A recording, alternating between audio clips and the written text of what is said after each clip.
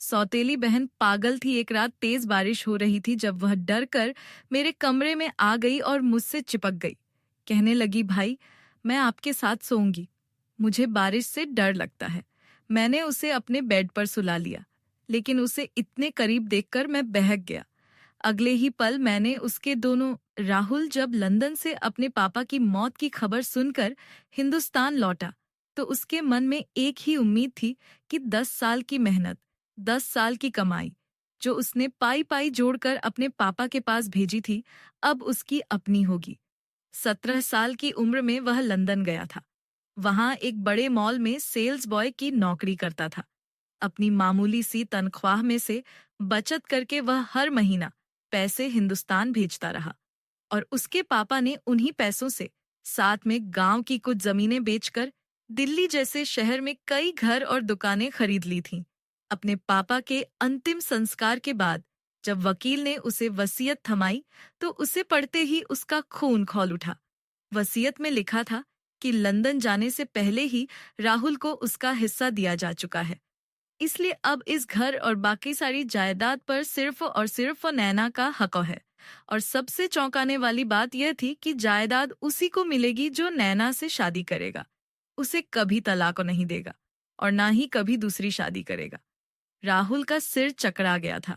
नैना, उसकी वह कम उम्र सी पागल खाने में इलाज करवा रही सौतेली बहन, कैसे उसके सालों की मेहनत की मालकिन बन गई। वसीयत के साथ पापा का एक खत भी रखा था, मगर गुस्से में आकर राहुल ने उसे खोले बिना ही दराज में फेंक दिया। उसे यकीन था कि उसमें बस विनतियां ही होंगी कि वह मर्द है, अपना इंतजाम खुद कर लेगा। दूसरे ही दिन वकील ने आकर साफ कह दिया कि अगर शाम तक नैना को घर वापस नहीं लाया गया तो घर पर ताला लगा दिया जाएगा। राहुल के पास कोई और रास्ता नहीं बचा था। मजबूरन वह उसी दोपहर मेंटल हॉस्पिटल पहुंच गया। डॉक्टर पहले तो नैना को उसके साथ भेजने के लिए राजी नहीं हुआ। कहता रहा कि नैना के फादर की रजामंदी के बिना वह उसे नहीं भेज सकता। मगर जब राहुल ने धमकी दी तो डॉक्टर झुक गया। कुछ कागजों पर दस्तखत करवाए गए और थोड़ी देर बाद एक हसीन, लंबे खुले बालों वाली, हाथ में गुड़िया थामे लड़की सामने आई। 10 साल बाद राहुल उसे देख रहा था। किसी भी एंगल से वह पागल नहीं लग रही थी, मगर जैसे ही डॉक्टर ने उसे बताया कि यह उसका भाई है और अब उसके घर रहेगी, नैना की रंगत उड़ गई। वह बस अपने पापा के पास जाने की जिद करने लगी, कहती रही कि सब उसे मारते हैं। राहुल ने उसे याद दिलाया कि वह उसका आशी भाई है, चॉकलेट का लालच दिखाया और वह मान गई। बाजार में उससे कपड़े दिलवाए, मगर जब वह एक खिलौनों की दुकान पर मचल गई और जिद करने लगी तो राहुल का गुस्सा फूट पड़ा। उसने खिलौने छीनकर उसे जबरदस्ती गाड़ी में बिठाया और घर ले आया। नैना किसी बच्चे की तरह रोती चिल्लाती रही और राहुल के भीतर वही पुरानी नफरत फिर से जाग उठी। वह नफरत जो उसने बचपन से पाल रखी थी। नैना उसकी सौतेली माँ की पहली शादी से आई बेटी थी। जब राहुल 10 साल का था, तभी उसकी अपनी माँ गुजर गई थी। उसके पापा ने दूसरी शादी की और नई माँ अपने साथ 3 साल की एक गुड़िया जैसी मगर थोड़ी बावली बच्ची लेकर आई। पापा ने कहा था कि नैना तुम्हारी बहन है, मगर राहुल ने कभी उसे दिल से नहीं अपनाया। वह हमेशा दोनों माँ बेटी से दूरी बनाकर रखता। स्कूल से आकर या तो कमरे में चला जाता या दोस्तों के पास। मगर असली नफरत तब जन्मी जब उसने देखा कि उसका अपना बाप उसकी बजाय उस पागल बच्ची से ज्यादा प्यार करता है। उसे गोद में उठाए फिरता है जैसे वह उसकी अपनी बेटी हो। एक बार जब छोटी नैना ने उसके खिलौने छूने की जिद की, तो राहुल ने उसे इतनी जोर से थप्पड़ मारा था कि वह दूर जा गिरी। यह देखकर पापा ने भी उसे कसकर थप्पड़ जड़ दिया था। उसी दिन से नैना के लिए उसके दिल में नफरत की जड़ें और गहरी हो गईं। 17 की उम्र में पढ़ाई छोड़कर वह लंदन चला गया और अब 10 साल बाद लौटा तो देखा कि उसके बाप ने सगे बेटे की बजाय सौतेली बेटी को सब कुछ दे दिया। यही सोचकर उस दिन भी उसने नैना के गाल पर जोरदार थप्पड़ जड़ दिया था। वह चीख चीख कर रोने लगी। शाम को वकील किसी भी वक्त आ सकता था। राहुल ने अपने गौस्से पर काबू पाकर उसे चॉकलेट देकर किसी तरह चुप कराया, कपड़े बदलवाए। मगर जब वकील ने आकर नैना से पूछा कि उसका आसी भाई उसके साथ कैसा बर्ताव करता है, तो राहुल की जान सूख गई। नैना ने कहा कि आशी भाई गंदा है, उसे टॉय नहीं दिलाता। ये सुनकर राहुल की जान में जान आई। वकील ने उसे बताया कि पापा का जमा किया हुआ पैसा और 1 लाख का मासिक चेक अब उसे मिलेगा जो नैना की देखभाल करेगा। ये सुनकर राहुल के भीतर एक नया हिसाब किताब चलने लगा। इस आफत से पीछा भी छूटे और जायदाद भी हाथ लगे। उसने अपने एक भरोसेमंद दोस्त से बात की कि कोई बेवकूफ सा लड़का ढूंढा जाए जिससे नैना की शादी करवाकर बाद में सारी जायदाद वापस अपने नाम करवाई जा सके। दोस्त ने समझाया कि यह मुमकिन नहीं। कोई भी लालची लड़का शादी के बाद जायदाद का असली मालिक बनते ही राहुल को घर से निकाल देगा। फिर दोस्त ने वह आइडिया दिया जिसने राहुल का खून खौला दिया कि नैना उसकी सगी बहन नहीं है, उसका बाप अलग था, माँ अलग थी, तो राहुल खुद नैना से शादी करके सारी जायदाद का मालिक बन सकता है। पहले तो राहुल ने गुस्से में दोस्त का गिरेबान पकड़ लिया, मगर धीरे धीरे लालच उस पर हावी होने लगा। इसी बीच घर में नैना को अकेला संभालना उसके लिए किसी अजाब से कम नहीं था। कोई नौकरानी रात को रुकने को तैयार नहीं थी। राहुल दिन में उससे काम करवाता और बाहर से ताला लगाकर चला जाता। घर लौटता तो अस्त व्यस्त कमरा, बिखरा खाना और मासूम सी नैना आशी भाई चॉकलेट लाए कहती हुई मिलती। मगर राहुल का गुस्सा हर दिन बढ़ता। एक दिन घर लौटते ही गैस की तेज बदबू ने उसका दिल दहला दिया। नैना ने भूख लगने पर खुद खाना बनाने की कोशिश में गैस खुली छोड़ दी थी। राहुल ने उसे किचन से खींचकर सोफे पर बिठाया और इतनी जोर से थप्पड़ मारा कि उंगली की अंगूठी उसके गाल पर लग गई और खून बहने लगा। नैना घंटों रोती रही।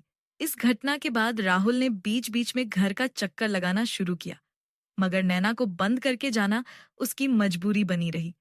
फिर एक रात तेज बारिश और बादलों की गरज के बीच नैना डरी सहमी उसके कमरे के दरवाजे पर आ खड़ी हुई। उसे देखते ही वह राहुल से लिपट गई। राहुल एक पल के लिए जड़ हो गया। अब उनका रिश्ता बदल चुका था, इसीलिए उसका दिल अजीब तरह से धड़क उठा। उसने नैना को खुद से दूर करते हुए कहा कि उसे भाई ना कहे, सिर्फ आशी कहकर बुलाए। बारिश के डर से कांपती नैना उसके बेड पर लेट गई और जल्द ही गहरी नींद सो गई। राहुल उसकी खूबसूरती से नजरें ना हटा पाने के बावजूद उठकर बाहर हॉल के सोफे पर सोने चला गया। इन्हीं दिनों उसकी फैक्ट्री में समीरा नाम की एक खूबसूरत लड़की काम पर आई। दोनों एक दूसरे को पसंद करने लगे थे। जब एक दिन राहुल उसे घर लेकर आया तो नैना को देखकर समीरा नाराज हो गई। राहुल ने उसे सब कुछ बता दिया। तब समीरा ने ही वह खतरनाक मशवरा दिया कि नैना को धीरे धीरे स्लो पॉइजन देना शुरू कर दिया जाए, ताकि किसी को शक भी ना हो और राहुल की राह का यह कांटा हमेशा के लिए हट जाए। राहुल को यह सलाह जच गई और उसने नैना के खाने में, कभी आइसक्रीम में तो कभी सीधे भोजन में, वह जहरीला पाउडर मिलाना शुरू कर दिया। वह चाहता था कि जल्द से जल्द यह अध्याय हमेशा के लिए बंद हो जाए। हर बार जब वह नैना के हाथ में चम्मच पकड़ाता और उस जहरीले पाउडर को खाने में घोलता, उसके भीतर का एक हिस्सा उसे रोकने की कोशिश करता, मगर लालच की आवाज हमेशा उस आवाज को दबा देती थी। वह खुद को यह समझाता रहता कि नैना तो वैसे भी पागल है, उसे कुछ पता नहीं चलेगा। उसकी जिंदगी में ना कोई खुशी है ना कोई मकसद, फिर उसे मरने देने में हर्ज ही क्या है। समीरा भी बार बार उसे याद दिलाती रहती कि जितनी जल्दी यह काम हो जाए उतना अच्छा, क्योंकि वह शादी के बाद इस पागल लड़की को अपने घर में एक पल भी बर्दाश्त नहीं करेगी। राहुल की जिंदगी अब 2 हिस्सों में बंट चुकी थी। एक तरफ समीरा के साथ उसका सुनहरा भविष्य था, दूसरी तरफ नैना की मौजूदगी, जो उसे हर पल अपने बाप की वसीयत की याद दिलाती रहती थी। फिर भी वह हर शाम घर लौटता, नैना का बिखरा कमरा समेटता, उसकी बचकानी बातें सुनता और भीतर ही भीतर यह हिसाब लगाता रहता कि आखिर कब तक यह सब झेलना पड़ेगा। दिन गुजरते गए। कभी नैना की सेहत में हल्की गिरावट दिखती तो राहुल का दिल एक अजीब सी उम्मीद से भर उठता, मगर वह नन्ही सी लड़की जैसे किसी अनजान ताकत के सहारे हर बार संभल जाती। न जाने कैसे, वह अब भी हर सुबह मुस्कुराते हुए राहुल का इंतजार करती रहती। आशी भाई पुकारते हुए उसकी तरफ दौड़ती और राहुल का दिल इस मासूमियत के सामने अजीब तरह से डगमगा उठता।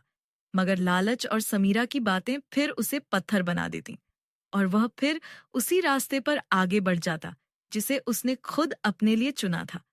एक शाम जब राहुल थका हारा घर लौटा तो उसे नैना की सिसकियों की आवाजें सुनाई दी। उसने कई बार पुकारा मगर वह सामने नहीं आई। आवाजें उसके कमरे से आ रही थीं। जैसे ही वह भीतर पहुंचा, सामने का मंजर देखकर उसकी जान निकल गई। नैना कोने में सहमी हुई बैठी थी। उसके कपड़े बुरी तरह फटे हुए थे। कमरे का सामान बिखरा पड़ा था, बाल अस्त व्यस्त थे। यह समझते देर नहीं लगी कि उसकी मासूमियत का किसी ने घिनौना फायदा उठाया है। उसे देखकर नैना और सहम गई। कहने लगी कि उसे मत मारो, वह पापा को बता देगी। यह सुनकर पहली बार राहुल का दिल किसी अनजानी तकलीफों से भर उठा। उसने चादर से उसे ढंका, पास बैठा, प्यार से पूछा कि आखिर कौन आया था। नैना ने कांपते हुए बताया कि दूध वाला आया था। उसने उसे बहुत मारा। अपने फटे बाजू दिखाते हुए वह फिर रोने लगी। राहुल के भीतर पहली बार सच्चा दर्द उठा। उसने प्यार से उसके बालों को सहलाया, जख्मों पर दवा लगाई और उसे अपने पास बिठा लिया, जैसे उसे बरसों बाद किसी अपने के सहारे का एहसास मिला हो। नैना सिसकते हुए बताने लगी कि जब पापा थे तो कोई उसे कुछ नहीं कहता था। मम्मी के मरने के बाद भी उसे रोना नहीं आया, क्योंकि पापा उसका बहुत ध्यान रखते थे। मगर जब पापा खुद बीमार पड़े तो उसे डॉक्टर के घर छोड़ दिया गया। वहां के डॉक्टर भी अच्छे नहीं थे। वे उसके दोनों हाथ पीछे बांध देते, मुंह में रुई ठूंस देते ताकि वह चीख ना सके, और फिर उसे मारते। यह सुनकर राहुल का दिल जैसे धड़कना ही भूल गया। उसे पहली बार एहसास हुआ कि जब वह लंदन में अपनी नौकरी में मशगूल था, तब उसके पापा की बीमारी के दौरान नैना की देखभाल करने वाला कोई नहीं था। नैना की मां को कैंसर हो गया था और वह गुजर चुकी थी। बीमार पापा ने मजबूरी में उसे मेंटल हॉस्पिटल में भर्ती करवा दिया था और वहां उसके साथ ना जाने क्या क्या जुल्म होता रहा।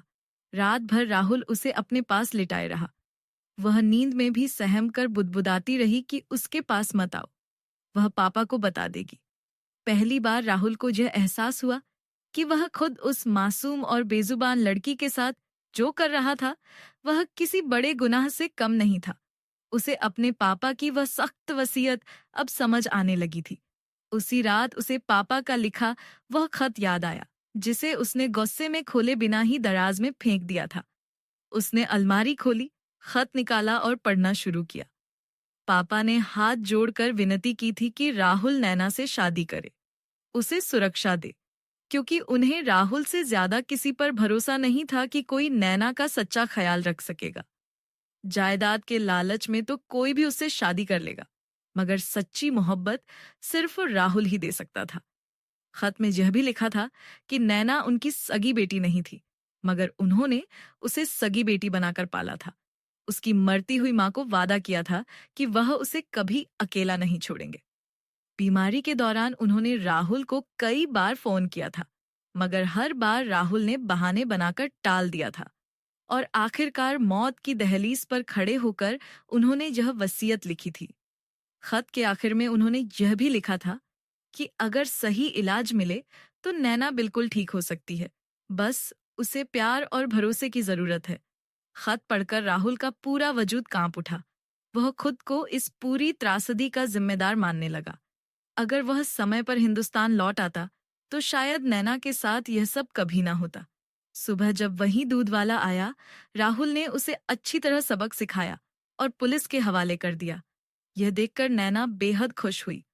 उस रात जब राहुल उसे खाना खिलाने बैठा तो नैना ने मासूमियत से पूछा कि आज इसमें पाउडर नहीं डालोगे।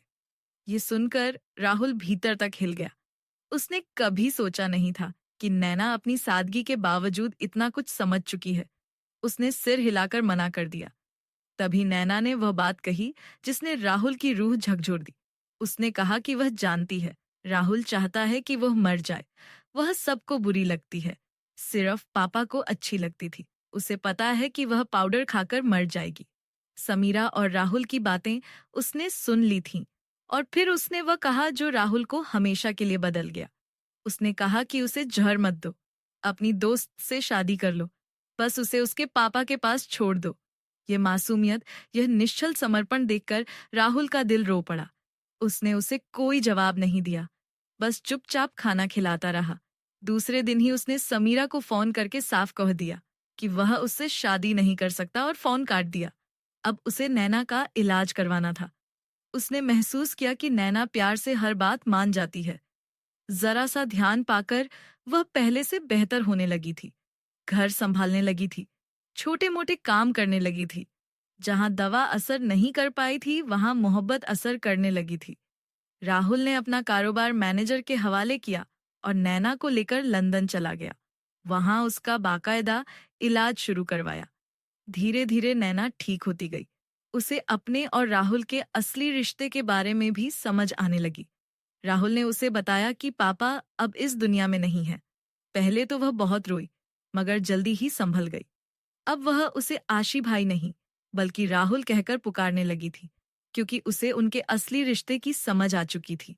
6 महीने के इलाज के बाद जब वे वापस लौटे, नैना पूरी तरह बदल चुकी थी। न सिर्फ उसकी मानसिक हालत सुधर चुकी थी, बल्कि वह अब हर पल राहुल के साथ रहने की जिद करती। कहती कि उसे छोड़कर मत जाना, वह उसके बिना मर जाएगी। और राहुल भी इन 6 महीनों में उसकी सादगी, उसकी मासूमियत और उसकी मोहब्बत में पूरी तरह डूब चुका था।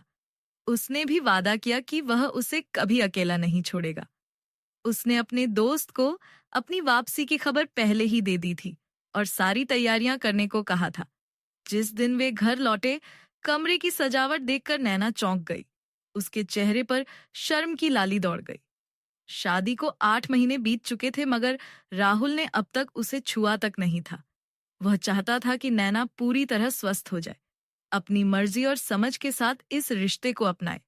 गुलाबों की महक और सजे हुए कमरे में कदम रखते ही राहुल ने नैना को प्यार से बिठाया और कहा कि आज की रात उनकी नई जिंदगी की शुरुआत है।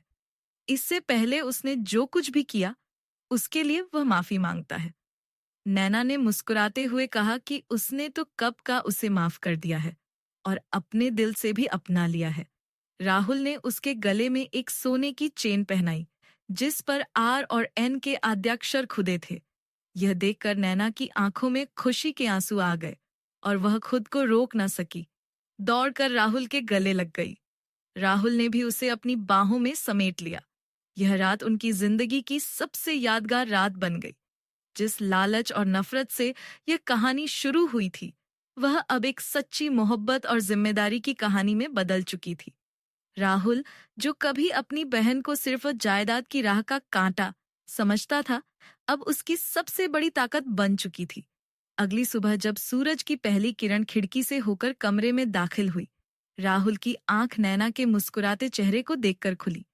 बरसों बाद उसे यह एहसास हुआ कि जिस खुशी को वह लंदन की चकाचौंध में, अपने कारोबार की भागदौड़ में, ना जाने कितने सालों से ढूंढता रहा था, वह तो कभी उसके अपने ही घर में, उसकी अपनी ही जिम्मेदारी में छुपी बैठी। उसने सोचा कि अगर उसी दिन उसका दोस्त वह भयानक सुझाव ना देता, अगर समीरा उसे वह जहरीला रास्ता ना दिखाती, तो शायद वह कभी भी अपने भीतर छुपी उस सच्चाई तक ना पहुंच पाता जो उसके पापा शुरू से ही जानते थे कि जायदाद, पैसा, शोहरत ये सब कुछ वकत्ती है, मगर जिस इंसान को अपनी जिंदगी में सच्चे दिल से अपना लिया जाए, वही असली दौलत होती है। उसने नैना के इलाज में जो 6 महीने बिताए थे, उन्हें याद करके उसकी आंखें भर आईं। वह याद करने लगा कि कैसे शुरुआत में नैना उससे डरती थी, कैसे धीरे धीरे उसकी आंखों का वह डर मिटता गया और उसकी जगह भरोसे की एक चमक आती गई। डॉक्टरों ने भी कहा था कि इतनी तेजी से सुधार आना किसी करिश्मे से कम नहीं, मगर राहुल जानता था कि यह करिश्मा दवाओं का नहीं, बल्कि उस ध्यान और उस अपनेपन का था जो नैना को कभी नसीब ही नहीं हुआ था। अब वह अपने पापा की उस वसीयत को दिल से समझ पाया था, जो कभी उसे एक सजा जैसी लगती थी, अब उसे एक अनमोल तोहफे जैसी महसूस होती थी। उसने मन ही मन अपने पापा से माफी मांगी और वादा किया कि वह नैना का साथ कभी नहीं छोड़ेगा। दिल्ली लौटकर उसने अपने कारोबार को नए सिरे से खड़ा किया। नैना भी अब घर के हर छोटे बड़े काम में उसका हाथ बटाने लगी थी। मोहल्ले वाले जो कभी उसे देखकर मुंह फेर लेते थे, अब उसकी बदली हुई जिंदगी देखकर हैरान थे। समय के साथ उनकी जिंदगी में और भी खुशियां आने लगी और राहुल हर रोज यही सोचकर सुकून महसूस करता कि जिस वसीयत को उसने कभी अपने खिलाफ एक साजिश समझा था, वही वसीयत असल में उसकी जिंदगी की सबसे बड़ी नेमत साबित हुई। और यहीं इस कहानी का अंत होता है। एक ऐसा अंत जो यह सिखाता है कि इंसान चाहे कितनी भी गहरी नफरत और लालच में डूबा हो, सच्ची मोहब्बत और अपनों की तकलीफों का एहसास उसे बदल सकता है, बशर्ते वह समय रहते अपनी गलती पहचाने।